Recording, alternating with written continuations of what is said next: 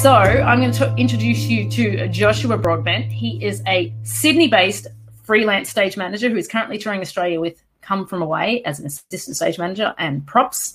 He grew up in Lake Macquarie in New South Wales. Joshua found his interest in theatre at the age of 10 after joining a local Newcastle theatre company, Young People's Theatre. While he enjoyed performing, it was the technical side of theatre where he found his passion. Joshua attended the National Institute of Dramatic Art, everybody in Australia knows that as NIDA, and graduated in 2015 with a Bachelor of Dramatic Art in Production.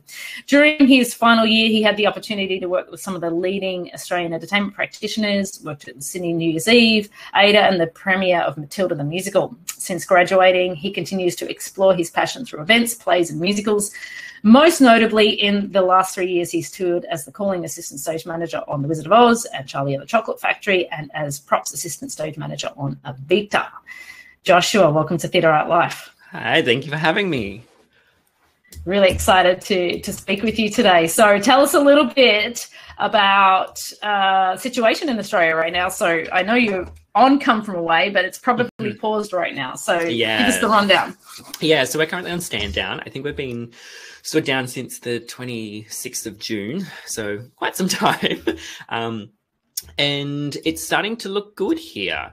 The government announced yesterday that once we reach 70% vaccination, double dose, then we can reopen. So as soon as that gets there, then Come From Away will be reopening here in Sydney, which, you know, is just really, really exciting to be able to get back to work because I miss it. We all miss it. And how long were you on Come From Away before the pause? Yeah, so I joined the company in April at the start of their Brisbane season. I was actually meant to be there like just before Easter, and then Brisbane went into a three-day lockdown themselves. So I end up coming up after. I think I have done about 7 or 8 weeks on the show because they finished the Brisbane season, which was only about a month, a couple of weeks off, and then we started in Sydney. So yeah, it's I haven't actually been on the show for very long yet. So I am excited to get back to it because it's such a beautiful show, and they're no stranger to lockdowns and the show being stood down through Melbourne twice. That's happened. So yeah, it's very interesting.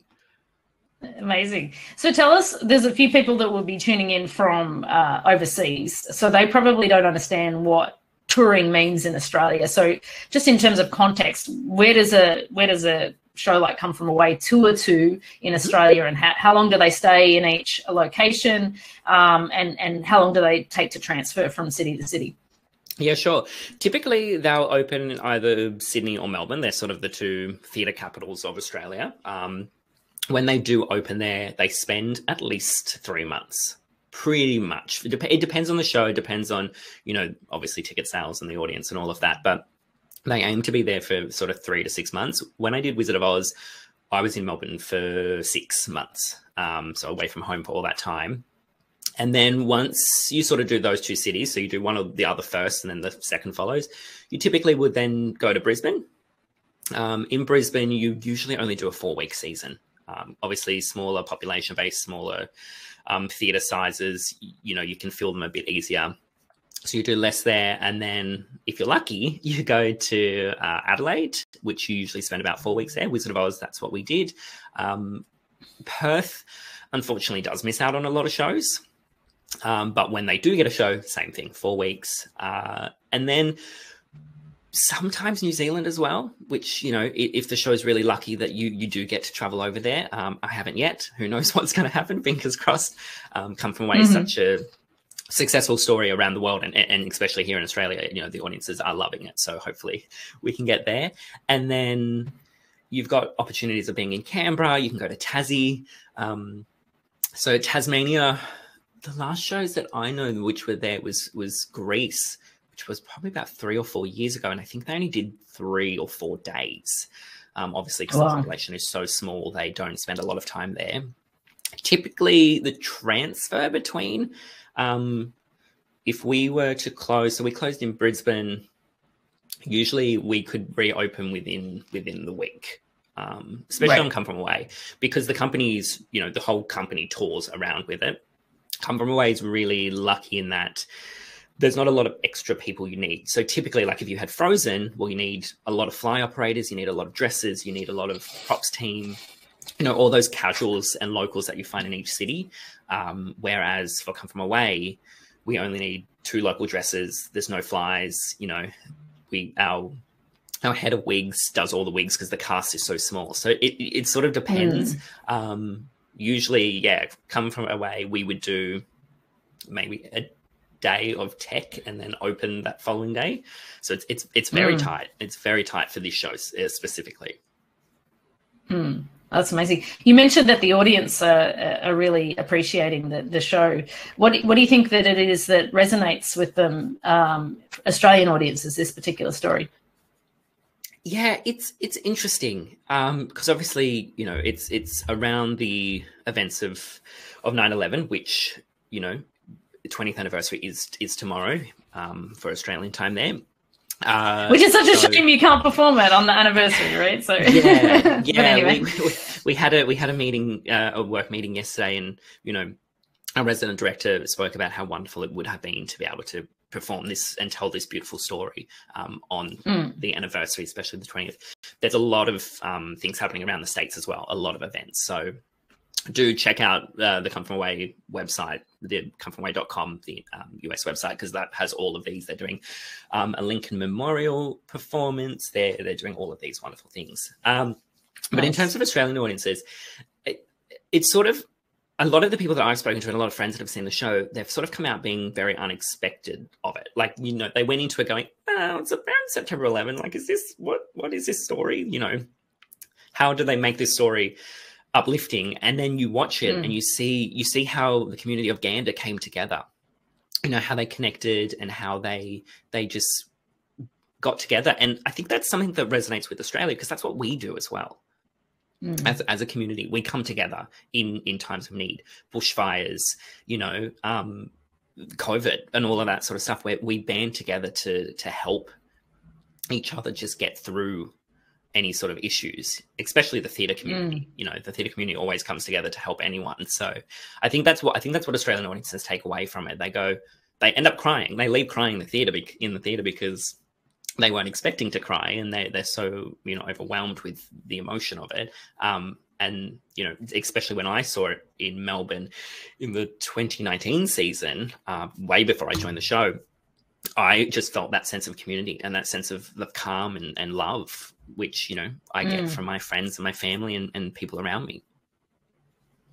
I think it's something that I need to see it, because I hear so much. I hear so much good reviews about the show, and like exactly what you said, how it makes people feel, and you know, that kind of it's a universal experience, right? That humanity between each other, and so a story about that is really interesting. Tell us a little bit also, because one of the things that we've discovered seeing doing a lot of webinars over the last year and a half is that the idea of what a stage manager does varies from country to country. So your specific duties on the show as ASM/props person, because I guess it's a small show, so it can be handled by one person. Tell us what that role is, and then also what other stage management roles are on the team and what they do. Yeah, so there's 2 ASMs. Rachel Nagy is the second. Well, she actually was part of the show first. She's not the second. We're equal, very equal. But our roles basically entitle, you know, we are overseeing props, you know, the maintenance, the repair, handing things to cast members as they go on stage, or collecting things as they come off stage. Basically, during the show, we're in the wings. We're the people in the wings representing stage management. Quickly, the other levels of stage management, which I'll go into, you know, you've got the stage manager, you know, who runs the department and oversees everything. And then you've got the deputy who calls the show. So we're on the deck while the deputy's calling the show, and then the stage managers, you know, doing absolutely everything else, you know, schedules and show reports or rehearsal reports, or, you know, all of that sort of stuff.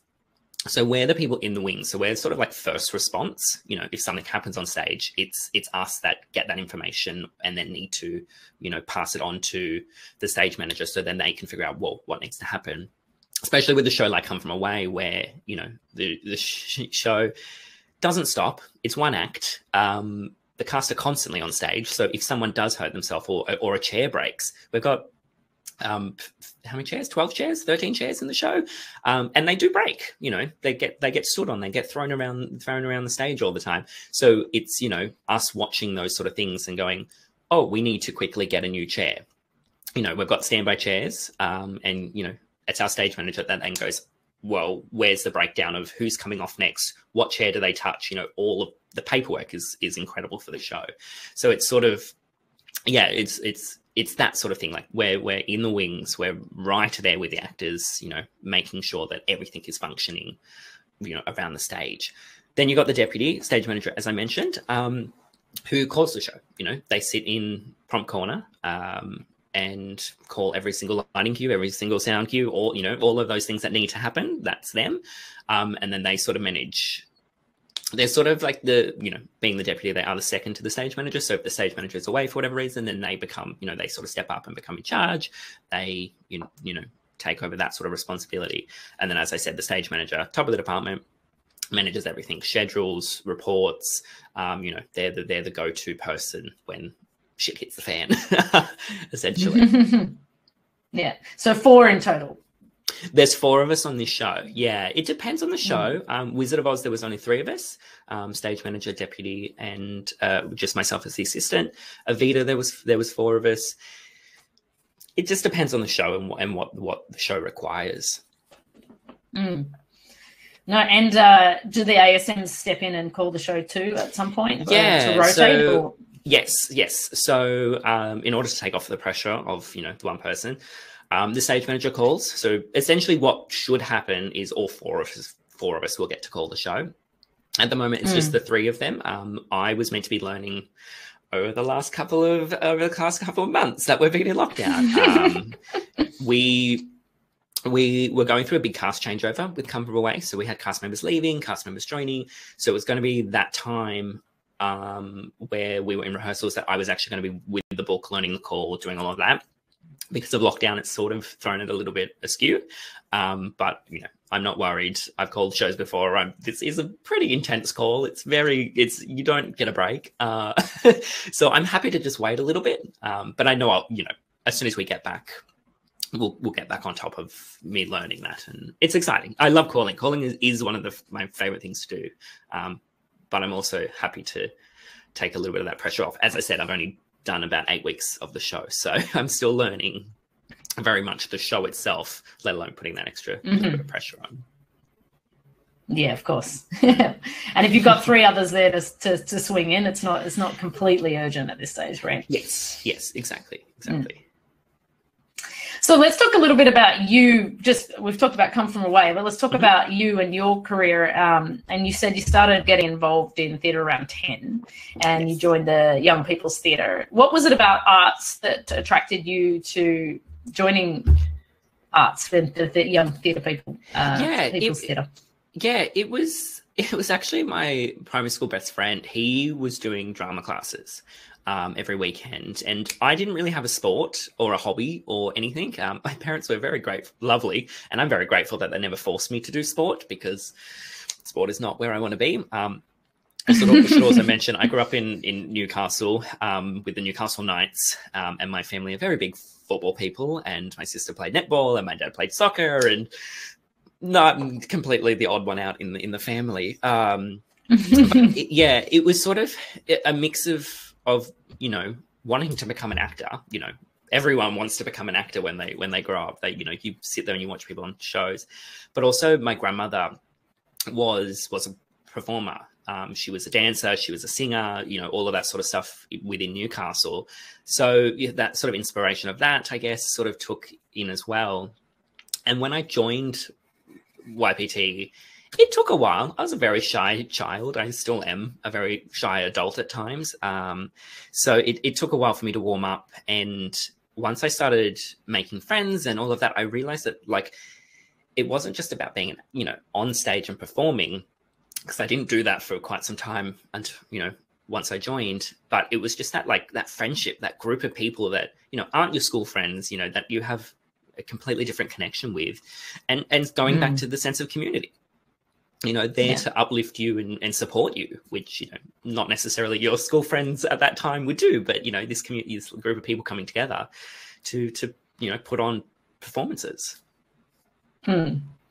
I think I had a similar experience joining theatrical productions when I was at the similar age in Australia. And I did it because I didn't know that there was another world of backstage environment. And I would also say that I wouldn't consider myself a performer either. So, but I think your access to it, when was it that you realized that there was another side of theatrical productions and that was something you'd be more interested in than performing on stage? Yeah, so it wasn't until a couple of years later when I actually finally let my parents convince me into auditioning for a production with them, which was Charlotte's Web. I played Lurvy the farmhand, a couple of lines, but very much just in the background, which was great. It was at that point of actually being in the theatre and doing the shows that I looked around and was like, wait, what are all of these other things? There's people, the theatre company is very lucky. They have, I think the theatre seats 100 people, and it's got a fly system as well. It's got full lighting, fly system, a sound system. Like it's very established, where a lot of people in that sort of community theatre, they wouldn't have that. They'd be performing in a town hall somewhere. So I was very grateful of that. And that is what you're talking about. Which theatre, by the way? Young People's Theatre. So the theatre company that I joined. Yeah, they have that. So they have their own theatre. They actually have their own theatre. They're one of the only places that I know, youth theatre company that actually have, have an actual venue that's theirs, that, they don't hire out, that they do 4-5 shows a year. So yeah, it was that moment that I stopped and went, oh, there's someone sitting at this desk, and when they say this, things happen on stage. What? How does this happen? So it was that moment. So after Charlotte's Web, the next show I was the fly operator for. I was pulling ropes, moving things in and out, and then from there I just kept going. Just every show, pretty much for throughout the year, I just kept trying different things and finding what I liked. I found out that I love lighting design. Absolutely love lighting design. Wouldn't do it as a career because I don't really, it's weird. Like with stage management, I'm happy to be an assistant. I'm happy to be a deputy, and I will work my way up. But with lighting, I'm not interested in all those other parts of being in a lighting team. It's just the designing itself. So I get back now and then when I can and do a lighting design for them, because it lets me just, be a little bit creative and find that spark again. But yeah, it was just sort of that moment that I was in the theatre that I went, oh, hello, what are all of these things? Tell me about these things. And I taught a lot of it myself as well. A lot of, lighting operating and sound operating, just there wasn't, for me at that time, there wasn't as many mentors as there is now, and especially because I get back to assist when I can. So I taught a lot of it myself, which is really cool. No, that's great. That's great. Yeah. And also to immerse yourself in that and learn all of that on your own volition is amazing. The other thing that's interesting is the synergy between lighting and stage management. It's often that you see stage managers dabble or be interested in the lighting realm, as opposed to there's not a lot of stage managers / sound people. You know what I mean? It's really weird, synergy between. But I also think that that's a lot to do with the fact that there's a sensitivity there. Lighting and everything is always about timing and creating this visual environment that you as a stage manager, or if you're calling it, there's quite a synergy between the two, and sensitivity, that I think that's why they meld. For sure. So then you went from there and you decided to go to NIDA. So again, for the international audience, everybody in Australia knows what NIDA is, and why did you choose to go to that particular institution? And what was when you went in there, what was your intention? I'm going to be a stage manager, or did you sort of just go, I'm just going to do the course and see what happens? Yeah, it was weird. I finished high school, then had 2 years off, like a gap year, because I didn't know what I wanted to do. I knew theatre is where I wanted to be, but I hadn't worked out what part of theatre that was yet. And also the thought of moving away from home and, leaving family and all of that sort of stuff, because Newcastle doesn't offer those wonderful courses. I finally decided and just took the leap and applied for NIDA.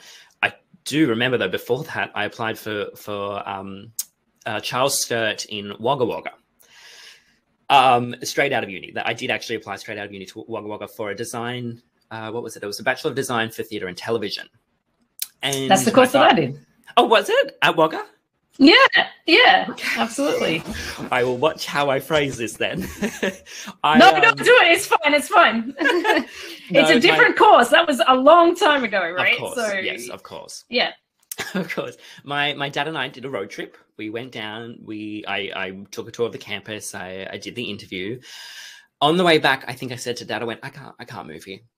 I'm not a small town country boy. I'm very much, well, not a city boy either, but, you know, it was too much. It was too far. It wasn't the vibe for you.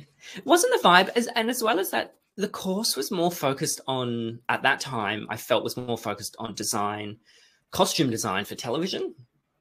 That was the sort of the way it was sold to me during that tour. And I was like, oh, I don't want to do costume design. That's the least part of what I want to do, you know, lighting design and maybe that television work is something I'm interested in. But yeah, no. So on the way back, I said to Dad, I don't think I can do this. So I got in and I went, I'm just going to defer it for a year because I don't know what I want to do yet. And then the following year I went, actually, you know what, thank you so much, but I'm going to pass. And then the middle of that year, I went, I'm going to look into courses again and see what I can do in theatre. Because I knew at that point, that's something I really wanted to follow. So a passion of mine that I knew wasn't just a little hobby, wasn't something I did on the weekends, was something that, you know, could be a career.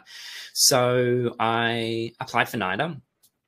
The course itself at the time, it offered so many variables, you know. It was a production course. So it was stage management, it was lighting, it was sound, it was projection, you know. It offered so many different elements of theatre that I went, oh, well, I don't really know where I want to be yet, but this course will push me into all of those things that I love.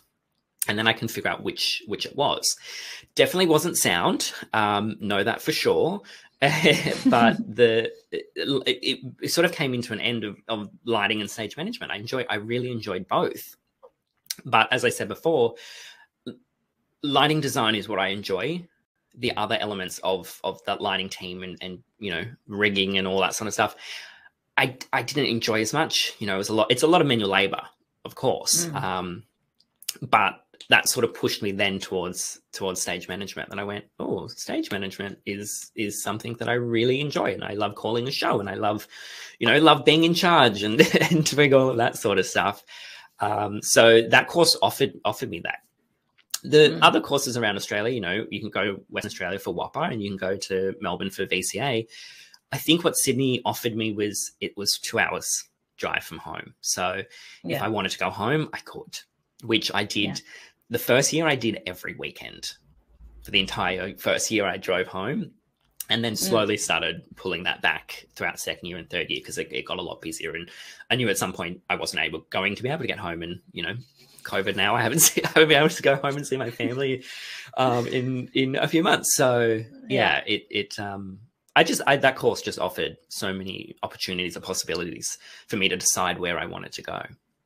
Yeah, I think it's really interesting because compared to other parts of the world and the different courses that you can do globally, there's a very big focus in Australia on a generalist training on all aspects of entertainment. Sure. And I think that's a really good foundation of training anyway, especially if you're going to become a stage manager, right? Because if you understand the rigging and you understand the lighting and you may not like the sound, but you understand how that comes together, I think you can have better relationships with the teams that you're working with, right? And I see that as a huge benefit that I had going out even into the world. And then secondly, in Australia, the industry is quite small, so you have to be diverse in your skill set to remain employed, right? Yeah. It's unlike some part, like say in America, you can do strain in stage management and just stay in stage management as a complete career, but that's not necessarily what you might be able to do in Australia, right? Yeah, and I just find it gives you a greater appreciation for the other departments. You know, you working in theatre, working on a production, you're a team. You know, you're separate departments, but you're still coming together for the one cause. And what I always remind myself and friends when we're having hard days in theatre, we're not there for us. We're there for the audience. You know, that's why I love my job. you know, hearing the audience reaction, waiting outside stage door for people that are just so excited to meet, you know, meet people that were performing, which I've done many times myself. And, and, you know, even some days when I do have the opportunity to not, you know, be backstage and actually watch the show from the audience and feel that energy and feel like that's why I love what I do, because stage management during the show, they're the captain, you know, they tell everyone else what to do. So, you know, it's as much about them as it is about the people on stage and about all of the other elements coming together. And obviously audiences, not many realize that there is someone sitting there doing that. They just don't think about it. They go, oh, these people are performing, things are happening, wonderful. So yeah, it's really interesting, and that's why I love it. And I guess the other thing is, like you said, it is an art in itself in terms of the timing that you execute something, whether it be good or badly, can actually affect the audience. You know, I called a show for in Macau for many years, and even just the amount of time that you let the applause go before you start the next scene, or, you know, or when you finish something, if you time it well, you get a better reaction than if you time it badly. And yeah, for sure. That's the wonderful thing about doing a show on people say I was quite boring to me. I like to make a show, but I don't want to run it. But running a show has its interest as well, because running a long-term show, you get to have the art of, oh, I'm going to tweak it here, I'm going to tweak it there, and master that call, basically. For sure. And I feel like when you are calling, you know, we're humans. No one's perfect. No one calls it right. One night you'll be like, oh, that's not right. And, you know, you'll flip a page and be like, oh, there was a cue there. And you just forget. And like that's what I also love about theatre, is the fact it's live. Anything can happen, you know, and you get to be quick on your feet. You have to be quick on your feet. And it's fun, you know, especially calling. And as you said, you know, you're getting to just learn how that works. I think it's funny, because even though I don't do a lot of calling, I'm more producing these days. My nightmare is still, I have my reoccurring dream when I'm stressed is that I'm calling a show with the wrong prompt script. Yeah. Like, sure. why is this not making sense? And that's like I don't know why, that's always my reoccurring thing when I'm stressed. It's hilarious. So now that you're come from away, and this is, you know, your current role, what's your kind of aspirations in the future, career-wise, in terms of where you'd like to go with stage management, lighting design, work in Australia, work outside Australia? Tell us. Yeah, it's really interesting. Obviously, you know, the last year with COVID, I was working on Charlie and the Chocolate Factory in Brisbane when we were doing our tech weekend, our final weekend before opening on the Wednesday, and the Sunday we got sent home. And then it wasn't until April that I started. So I did a whole year of not being in theatre and sort of having to reassess what is life without theatre, what other things I can do, and all of that sort of stuff. But something that's always interested me is producing, you know, you know, that sort of finding that production and, you know, getting the money behind it and putting it on, so that, as I said, with stage management, that joy that you get with the audience, you know, that being a producer, that's you are choosing what people should be watching and what people should be enjoying. So, I mean, that's very long-term goal for me, like a long time away. I definitely do want to start to move up within stage management.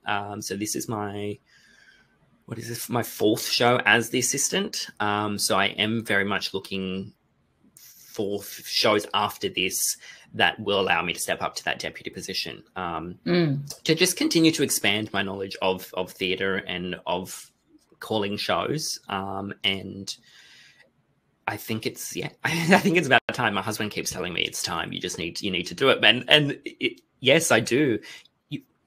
You've just got to wait for that opportunity, you know, especially as you said, the Australian theatre industry is very small. And right now there's not a lot of shows happening. So there's a lot of people unemployed and a lot of people looking for work. So it's hard, but I am starting to finally feel that I am ready to step up and starting to seek that. Yeah, absolutely. What do you think are the most important skills to hold as a stage manager? Oh dear, there's so many. I think empathy is one. It's you know, people go through so many different things. You don't know what someone's going through on that day.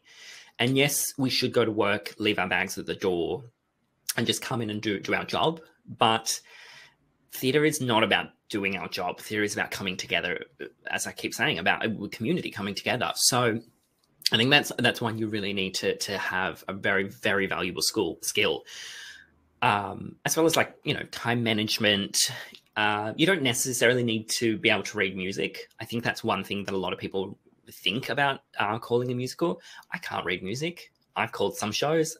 They happened. I think I did well. I get told I do well. So that's one thing I very much tell people that are interested in musical, but, you know, but I don't know how to read music.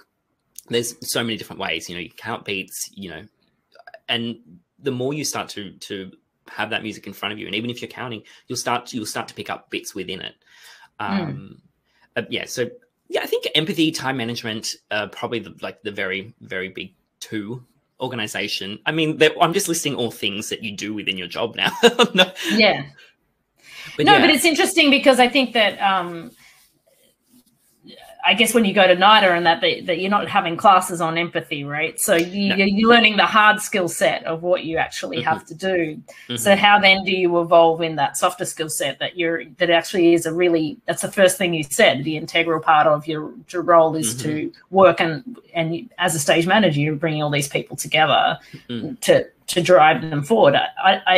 I think of it less as a leadership role, but more of a service, right? You're a service to all these departments and as a responsibility to drive it forward. And to do that, you've got to understand people. And so how do you think, like, from when you've left university, and maybe you started to cultivate that early on anyway, while you're working for the Young People's Theatre, is that, you know, how do you cultivate and work that? Because I feel like that's not something that you read in a book and can immediately do, right?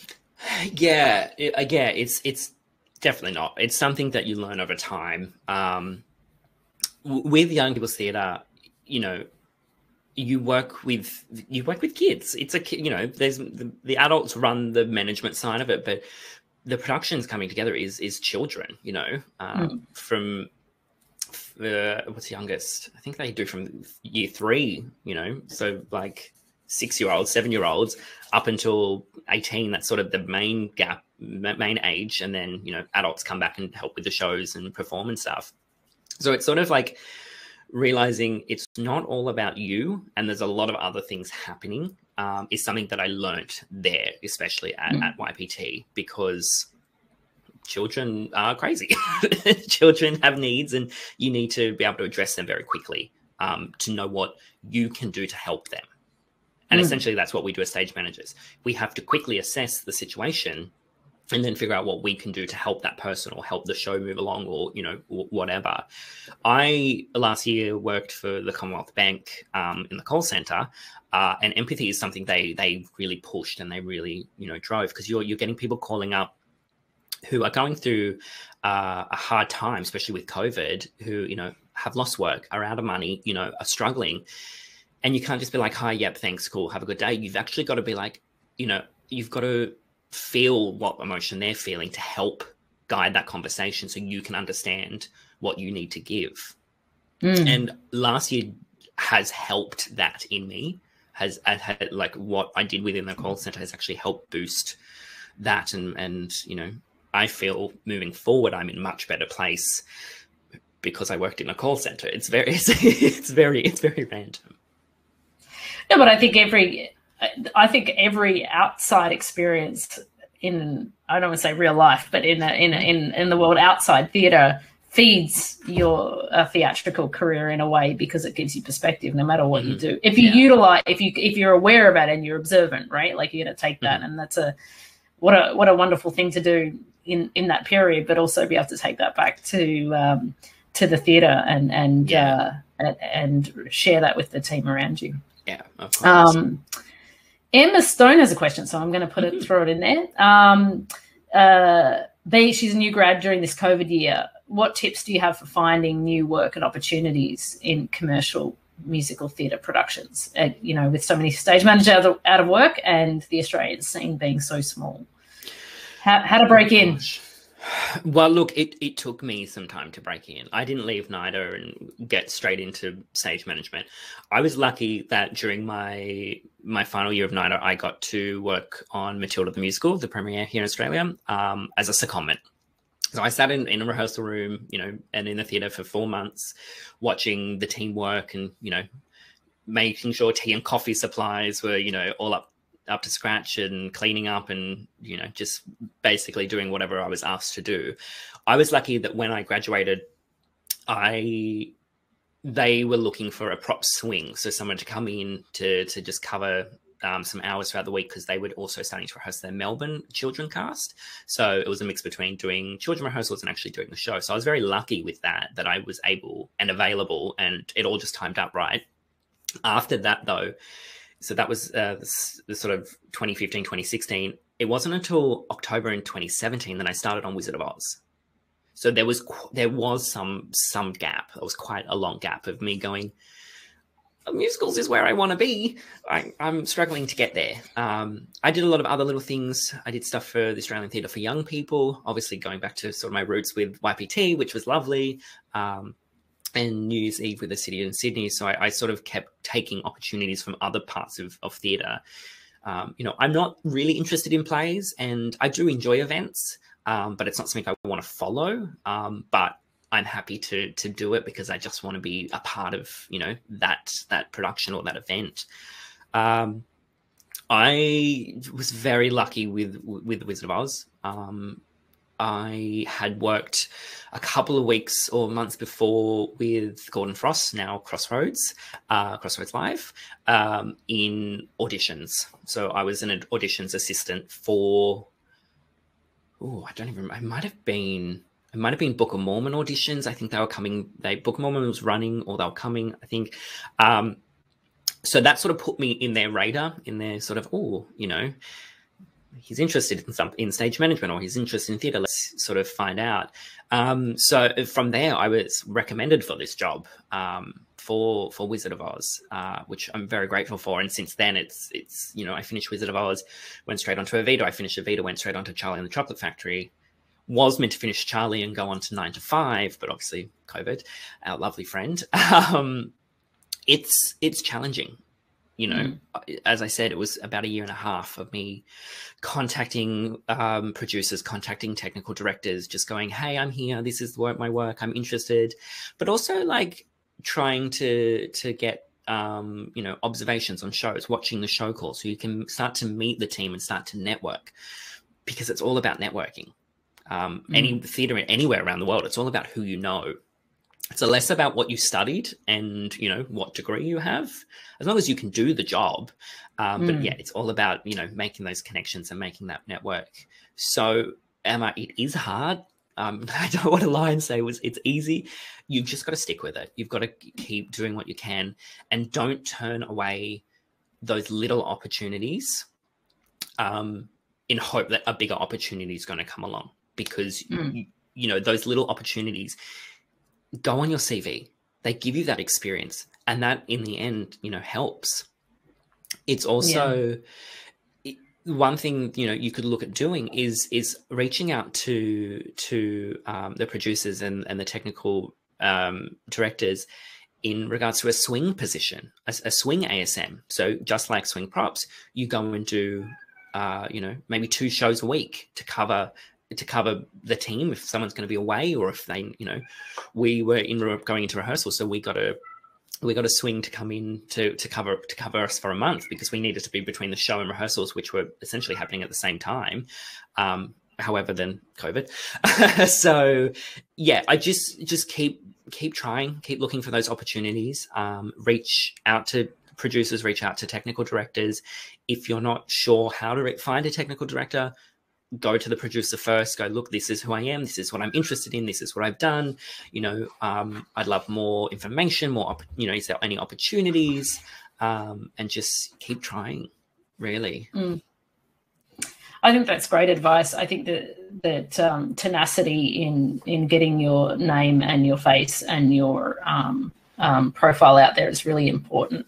And I think in this day it's also shifted to in terms of physical notoriety. Now that there's social media and LinkedIn and all of these, you want to be present in a virtual world as well, so that if people hear your name and look you up, they can go and see things about you. I think there's that tendency for stage management and people not to self-promote themselves, but the reality is any advantage that you could get over another person because of your visibility is maybe the key that gets you in the job. And I'd just like to say, as somebody who's been in the industry for over 20 years, that doesn't stop. It's not like you get there and then you're there. It's a constant thing. When COVID happened for me, I'd been flying and working globally, and I'd been on a plane every month for 2.5 years, and suddenly I was stuck in Hong Kong. But I had no network in Hong Kong. So I literally had to go, well, I can't leave this country and I need to work. Let me go knock on some doors, right? So even as well as known as I might be to get jobs around Hong Kong, I had to go in and get some local work and meet people and be like, hi, I can help you run your event. I can help you do your thing. So I just want to say it's not a getting started thing. It's an ongoing relationship that you need to have with the industry. Yeah, exactly. And as I said, like, I was very lucky that I went on from project to project, but you know, it can come to an end. You know, you decide if you decide. You know, you could decide, oh, you know what, I want to just take a couple of months off, or, you know, I want to go backpacking around Europe or something. You then got to start, you essentially sort of got to start that again because, well, they've got new people and there's new opportunities. I can see here that Emma said she was meant to be the swing on Magic Mike. So, Emma, what I would say to that is keep that connection that you already have. So you were going to be the swing on that show. So keep the communication with those people that were employing you, and they will have other opportunities, and they'll go, oh, that's right, she was going to be the swing on this show. So keep hold of any of those sort of little opportunities that you have. Leah has a question too. So what was your experience on working in musical theatre industry and managing your own mental health or the company's mental health as an SM team? And how do you manage your work-life balance to take care of your own mental health? Yeah. Oh gosh. Look, it is hard, especially as touring. You know, I'm away from my husband most of the year on shows. I'm very lucky that for the last couple of months, you know, we've been spending 24/7 at home together, which is really great. It takes a toll. You know, you've got to find the ways in that personal life to reconnect with yourself. So when I'm on tour, I take photos and I take a candle that reminds me of being at home, and you know, I have a blanket that I take, and just those sort of elements, so that when you do get home from the theatre and you're in, you know, a random accommodation, you go, oh, I'm home. You know, this feels like home. We're really lucky in the fact that, you know, technology is so great, and we can Zoom and we can FaceTime and we can talk constantly. But over the years, I have sought, you know, further assistance from a counsellor, you know, because sometimes you just can't move past what's you know, stopping you in your own head, and it's really helpful. It doesn't work for everyone, and sometimes it does take some time to find the right person to speak to you and to help, but it's definitely something that I really value and totally promote. 100% is seeking that sort of guidance and help when you can. In regards to sort of within the company, within the team, it differs on different teams. You know, some teams you will work with your stage manager and your team and you'll be really close. You know, you'll go and do everything together. And sometimes, you know, you'll really only see them at work and you interact with them in that capacity. But it goes back to that sort of empathy. If you find that team that is understanding and allows you to sit in the office and have a cry after a tough day of work and go, you know what, it's okay. You know, we understand. That's so important. And as a stage manager, when I slowly start to move up, that's what I want. That's what I want to offer. That's the service. That's the product that I want to offer my team. Is not going, oh, just get over it, you know, move on. Is going, actually, yeah, I can see why it was a shit day, you know, but let's come in tomorrow, you know, let's go and grab a coffee or go and have some breakfast together, or, you know, just find that way to just keep your team morale, because it's all about the morale of your team.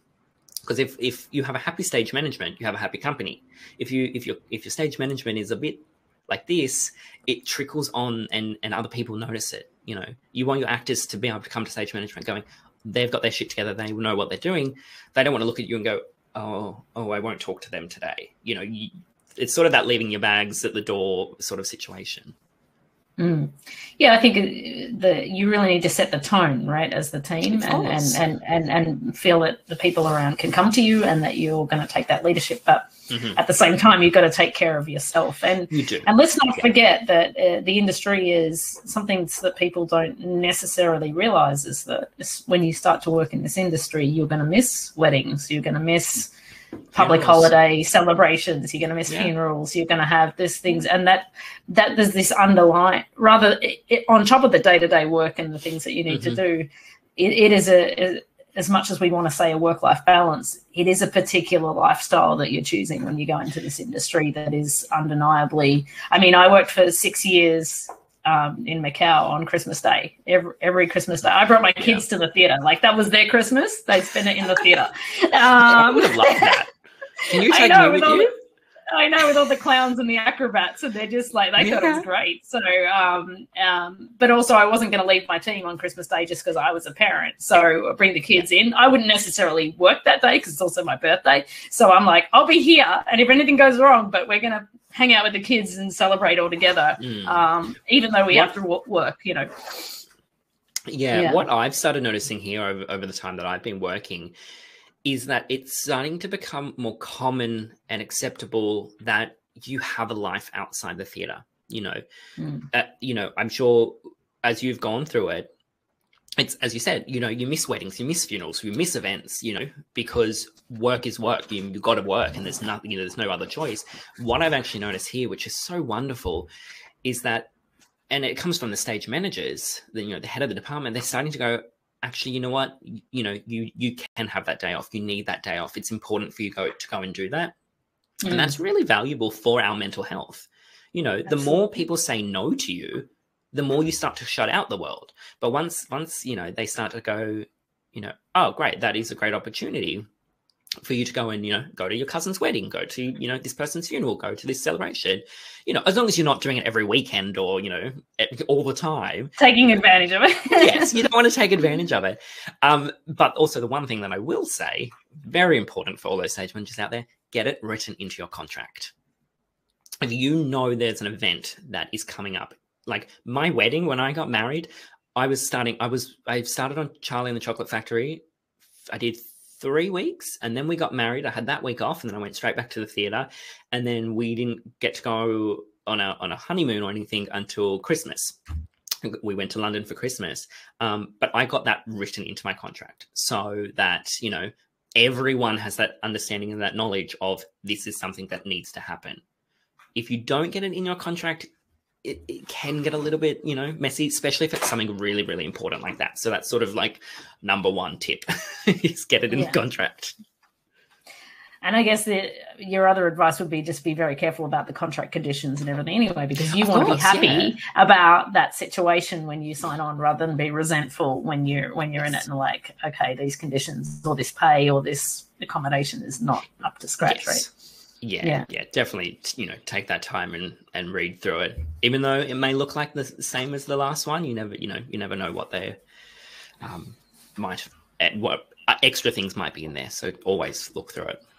Do you think the industry's changed a little bit through COVID, and what do you think will be sort of out the other side when you come back? Oh gosh, it has changed. You know, backstage, you work so closely with people. You're constantly high-fiving, hugging, you know, that's the environment. And you're going to be like, wide berth. Oh, God, yeah. You know, you're wearing face masks, you're elbow bumping, you know. It takes a toll, because sometimes, especially for those people that, you know, come from away, we've got Americans from overseas. We've got people from Melbourne. You know, we've got people from Brisbane, all in Sydney, and they've been in Sydney for so long. You know, all I want is just a nice hug to just go, it's okay. You know, we're here, but we can't do that. So that sort of takes a bit of a toll on that mental health. And so you definitely got to find ways of boosting up. Things have changed, you know, where we would usually do a birthday cake. Now you do a single piece for that person celebrating a birthday. So, you know, birthdays aren't as fun for everyone else now because we don't all get cake. But yeah, the industry is definitely going to evolve here and everywhere around the world. And, you know, shows are being announced and then shows are getting cancelled, and that's going to keep happening until, you know, we can sustain the economy and convince audiences why they need to come back to theatre, why they love theatre, and what they're missing with not being in shows. And, you know, obviously the government's not telling us we can't do shows and all that sort of stuff. So I'm hoping moving forward that support for, you know, things like this have increased, but, you know, we never know what the world's going to throw at us. So yeah, absolutely. And I think as long as there's a roadmap out of it, at some point we'll be able to hug and do all the things that we used to. Yeah, I hope so. Anyway, it might be still a few years away, but let's see.